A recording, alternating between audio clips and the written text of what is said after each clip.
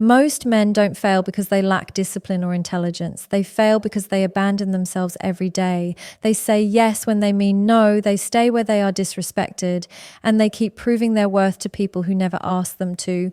But there is a specific moment, quiet, uncomfortable, and deeply personal, when a man finally chooses himself. And that single decision changes the direction of his entire life. A man's life changes the moment he stops living for approval, because approval seeking is not a personality trait. It is a psychological survival strategy. From a young age, many men learn that acceptance is conditional. They are valued when they perform, provide, tolerate, or suppress parts of themselves. Over time, this creates an internal belief that love and respect must be earned through compliance. This belief quietly shapes decisions, relationships, and self-image without conscious awareness. Living for approval forces a man to constantly monitor how he is perceived rather than how he feels. His choices are filtered through questions like, will this upset someone, or will I be rejected if I say no? This keeps the nervous system in a state of hypervigilance. When a person lives like this for years, they lose clarity about their own needs. Emotional burnout begins not because life is hard, but because the self is continuously ignored. Approval seeking also distorts relationships. A man who prioritizes being liked often overextends himself, hoping that generosity will secure loyalty. Psychologically, this creates an imbalance of power. The more he gives without boundaries, the less he is respected. People unconsciously respond to how much a person respects himself. When self-respect is absent, others feel entitled to more access, more tolerance, and more sacrifice. The moment a man stops living for approval, discomfort arises first. Guilt appears. Fear of abandonment intensifies. This is not a sign that the decision is wrong. It is a sign that old conditioning is being challenged. The brain resists change because approval once meant safety. Choosing oneself feels threatening because it disrupts familiar emotional patterns, even if those patterns were harmful. As approval seeking fades, authenticity emerges. A man begins to speak more directly, not to be harsh, but to be honest. He no longer negotiates his boundaries internally before expressing them. This shift changes his posture, tone, and presence. He becomes calmer because his actions align with his internal state. Psychological alignment reduces anxiety because the mind no longer has to maintain a false version of the self. This change also alters how rejection is experienced. When approval is no longer the goal, rejection loses its power. It becomes information rather than a verdict on worth. A man understands that not everyone is meant to agree with him, stay with him, or understand him. Emotional independence grows when self-worth is internally regulated rather than externally sourced. Stopping the chase for approval does not make a man detached or cold. It makes him selective. His energy is no longer scattered across pleasing others. It becomes focused, intentional, and self-directed. Decisions are made from values rather than fear. This is where confidence becomes stable, because it is no longer dependent on reactions, praise, or validation from outside sources. Choosing yourself is not selfish. It is psychological maturity because it reflects a developed sense of identity rather than emotional impulsivity. A psychologically mature man understands where he ends and where others begin. He does not confuse responsibility with self-sacrifice. When a man lacks this maturity, he feels guilty for prioritizing himself, believing that his needs automatically harm others. This belief is not empathy, it is emotional confusion. Self-neglect is often mistaken for kindness. Many men are praised for being accommodating, patient, and endlessly available. Over time, this praise conditions them to associate self-erasure with virtue. Psychologically, this creates an internal conflict where personal needs are suppressed to maintain harmony. The cost of this suppression is resentment, emotional fatigue, and loss of self-trust. A man who consistently ignores his inner signals slowly disconnects from his sense of direction. Psychological maturity means recognizing that emotions are information, not instructions. When discomfort arises after choosing oneself, it does not mean harm is being done. It means boundaries are being formed. Immature thinking equates discomfort with wrongdoing, while mature thinking understands that growth often feels uncomfortable before it feels empowering. This shift in perception is what separates reaction from intention. Choosing yourself requires emotional regulation. It means tolerating the anxiety of disappointing others without collapsing into guilt or over-explaining. A mature man does not need to justify every decision. He understands that clarity is kinder than compliance. When boundaries are clear, relationships either stabilize or dissolve, but they no longer operate in emotional ambiguity. Psychological maturity also involves releasing the need to be seen as good by everyone. A man who needs constant reassurance is still outsourcing his self-worth. Choosing yourself is the moment self-worth becomes internally anchored. This does not eliminate empathy, it refines it. True empathy does not come from self-abandonment, it comes from emotional stability. A mature man understands that responsibility does not mean absorbing the emotional weight of others. He allows people to feel disappointed without rescuing them from those feelings. This is not cruelty, it is respect for emotional autonomy. When a man stops managing other people's emotions, he regains mental clarity and emotional energy. Choosing yourself restructures the internal hierarchy of values. Survival-based decisions are replaced with principle-based decisions. Fear no longer dictates action, alignment does. This internal order reduces chaos and increases self-trust. The man becomes someone he can rely on, which is the foundation of confidence and emotional resilience. People only respect boundaries you are willing to enforce because boundaries are not verbal statements, they are behavioral decisions. Many men believe that clearly explaining their limits should automatically lead to respect. Psychologically, this is incorrect. The human brain responds more to consequences than to explanations. When a boundary is stated but repeatedly violated without consequence, it teaches others that the boundary is negotiable. A man who avoids enforcement often does so out of fear of conflict, rejection, or being seen as difficult. This fear leads him to soften his boundaries, justify them excessively, or abandon them altogether. Over time, others learn that persistence will override his limits. This is not because people are intentionally disrespectful, but because the environment has conditioned them to expect access without resistance. Boundary enforcement is an act of self-respect, not aggression. It does not require anger, threats, or emotional reactions. It requires consistency. When a man calmly removes himself from situations that cross his limits, he sends a clear psychological signal. The message is not, "You are wrong, but this behavior does not have access to me." The nervous system of others adjusts accordingly. Men who struggle with boundaries often confuse empathy with tolerance. They believe understanding someone's behavior means accepting it. Psychological health requires distinguishing explanation from permission. You can understand why someone behaves a certain way without allowing that behavior to continue in your life. When boundaries are enforced, relationships either evolve or reveal their true nature. Enforcement also clarifies self-trust. Each time a man follows through on a boundary, his confidence increases. His brain learns that his needs matter and that he can protect his emotional space. When boundaries are repeatedly ignored by the self, internal resentment grows. This resentment often manifests as irritability, withdrawal, or passive aggression, which damages relationships more than clear limits ever could. People test boundaries not because they lack respect, but because boundaries define the structure of interaction. Without structure, relationships become chaotic. When a man enforces his limits, he provides psychological clarity. Others know where they stand, what is acceptable and what is not. This reduces confusion and power struggles.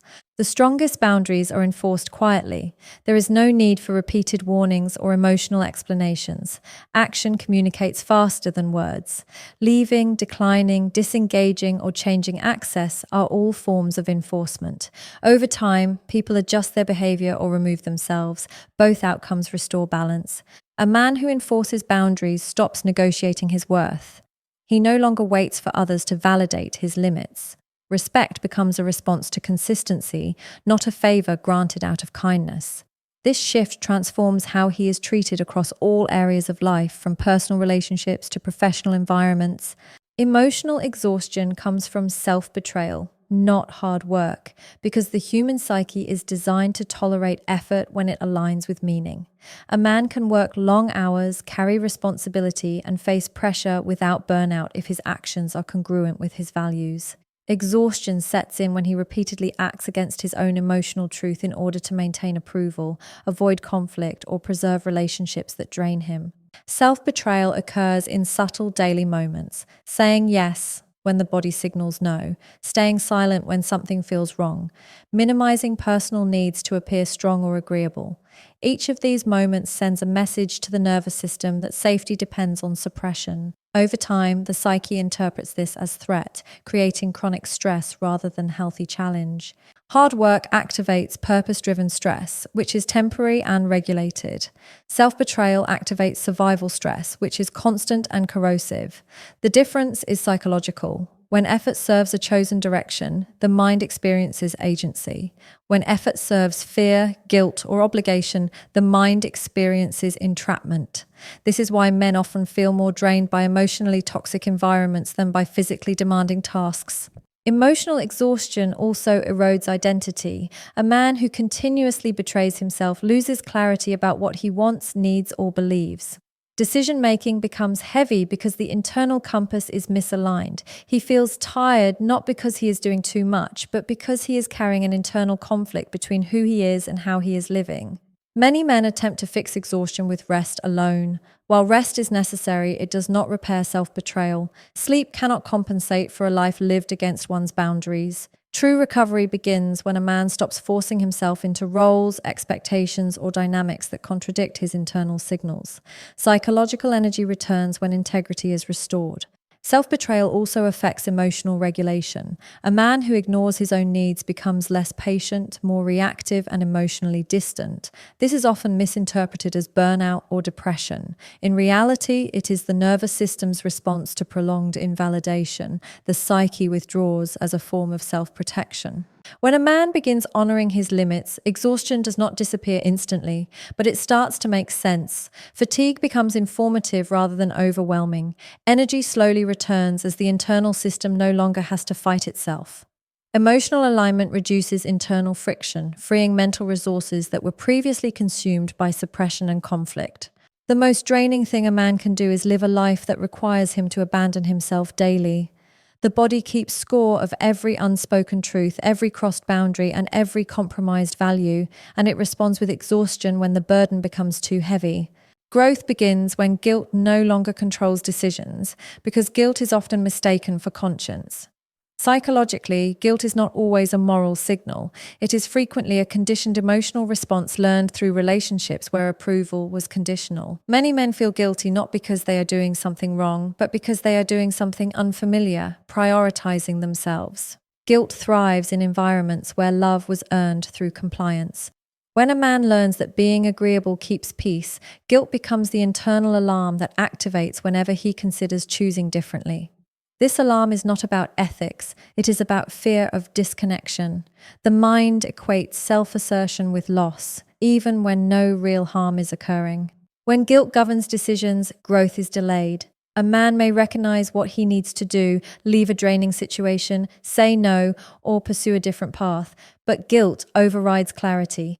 He stays stuck, not because he lacks insight, but because emotional conditioning hijacks rational choice. This creates an internal stalemate where progress feels dangerous. Releasing guilt does not mean becoming insensitive. It means distinguishing responsibility from emotional manipulation.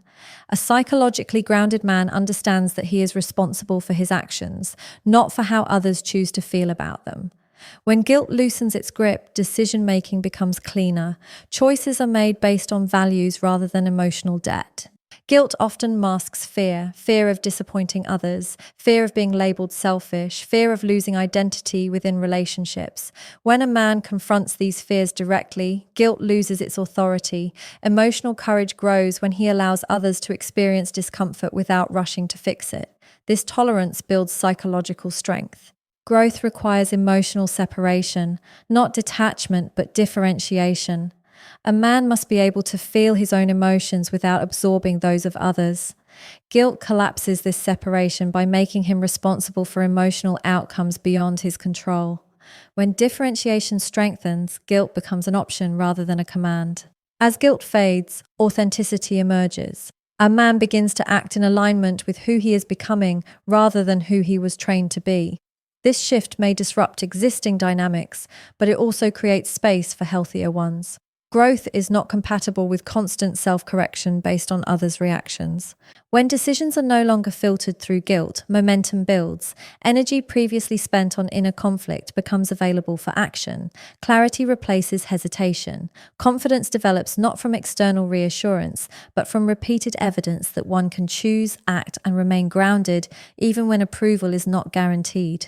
Self-worth is built through action, not validation, because the psyche learns through experience rather than reassurance. Compliments, approval, and external praise may provide temporary relief, but they do not create internal stability. A man who relies on validation remains emotionally dependent, constantly scanning his environment for confirmation that he is enough. This keeps his sense of worth fragile and reactive.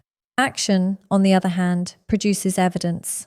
When a man follows through on commitments, honors his boundaries, and acts in alignment with his values, the brain records these experiences as proof of competence and integrity. Self-worth grows when behavior consistently supports self-respect. This process is slow, but it is durable because it is rooted in lived reality rather than opinion.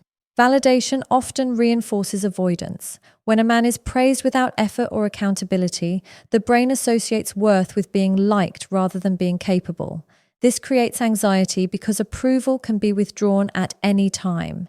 Action-based self-worth reduces this anxiety by shifting focus from outcomes to conduct. The question becomes not, do they approve of me, but did I act in alignment with who I am? Many men wait to feel confident before taking action. Psychologically, this reverses the natural order. Confidence is a byproduct of action, not a prerequisite. Each small act of follow-through strengthens self-trust.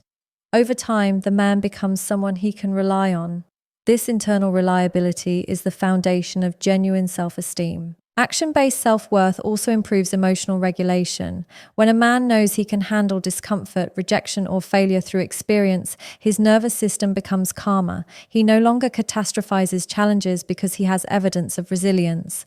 Validation-based worth collapses under pressure because it lacks this internal proof.